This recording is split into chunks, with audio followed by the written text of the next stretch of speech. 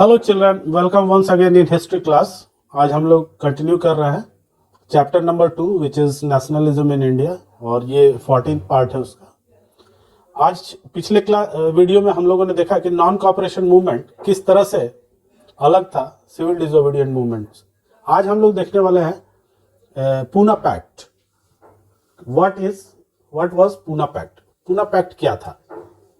तो doctor B.R. Ambedkar organized the Dalits into the depressed class association in 1930. Doctor Bhimrao Ambedkar ने 1930 में depress classes को लेकर के एक एसोसिएशन बनाया था। He clashes with Mahatma Gandhi at the second round table conference demanding separate electorals for Dalits.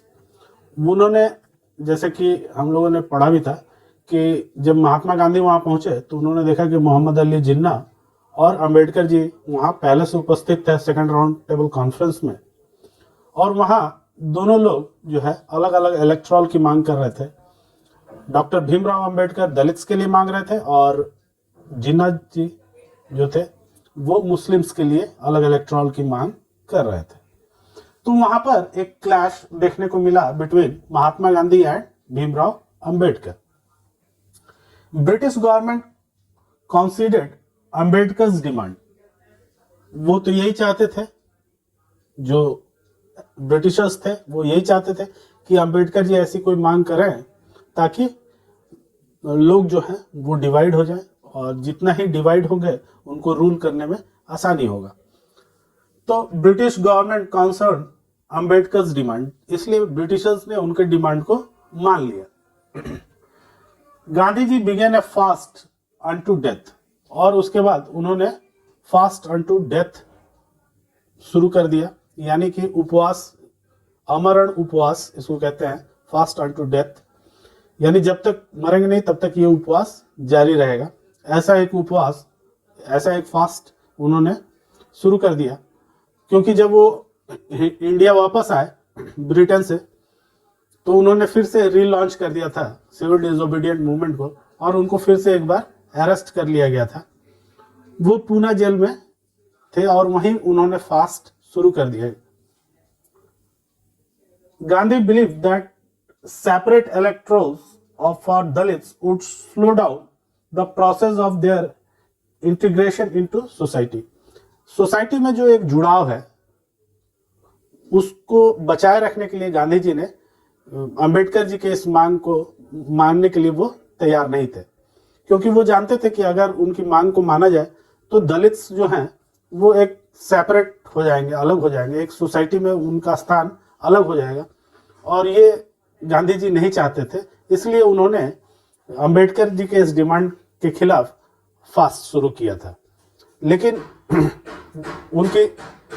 उनकी जो हालत थी वो काफ़ी कमज़ोर थे गांधी जी, और उनकी हालत पूना जेल में लगातार बिगड़ने लगी, और एक दबाव जो है वो अंबेडकर जी पे आने लगा कि अगर उनको कुछ हो जाएगा तो ये सारी बातें अंबेडकर जी पे आ जाएंगे।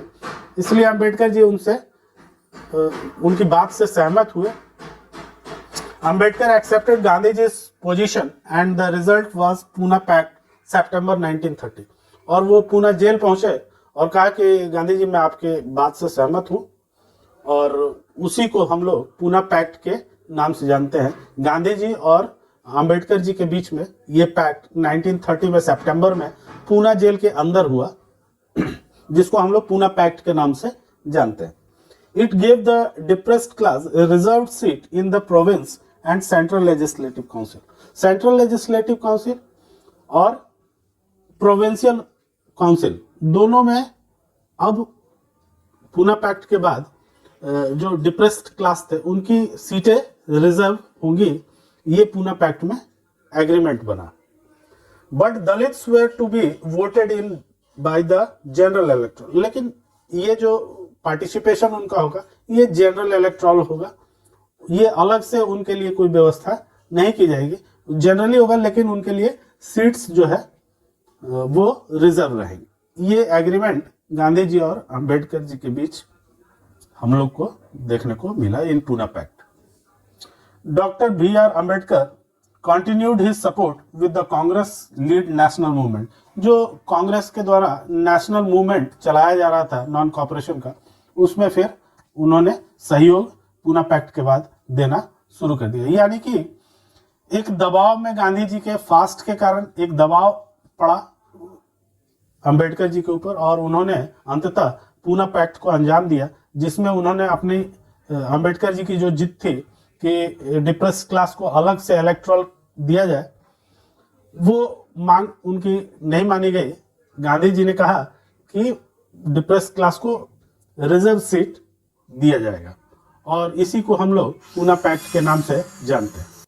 तब तक के लिए दोस्तों के साथ शेयर कीजिए, लाइक कीजिए वीडियो को और सब्सक्राइब करना मत भूलिए। Thank you.